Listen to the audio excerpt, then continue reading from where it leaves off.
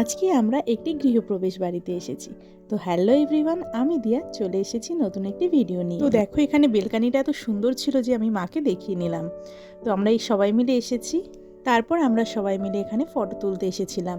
তো ফটো তোলা হয়ে গেছে, এখানে খেতে বসে পড়েছি। তো প্রথমেই এখানে পানির পাসিন্দা দিয়ে দিল। তো সেটা শেষ করতে না করতেই চলে আসলো ভেজ ডাল, আর ভেজ ডালের সঙ্গে ছিল ঝুরি আলু ভাজা।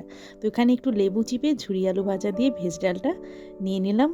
দারুণ ছিল খেতে। গৃহপ্রবেশ ছিল তাই সম্পূর্ণ রান্না নিরামিষ ছিল। তারপর চলে আসলো এখানে এঁচোড়টা খেতে ভালোই হয়েছিল, কিন্তু আমার কাছে সব থেকে ভেজ ডালটাই ভালো লেগেছে। এরকম ভিডিও যদি তোমরা দেখতে চাও অবশ্যই আমাকে জানাতে পারো। তো তারপর এখানে একটা পনিরের আইটেম চলে এসেছিল, যেটা মোটামুটি ছিল খেতে। তো এখানে দেখো আমার খাওয়া পুরো কমপ্লিট হয়ে গেছে। তো এখানে দেখো মাও খেয়ে নিচ্ছে।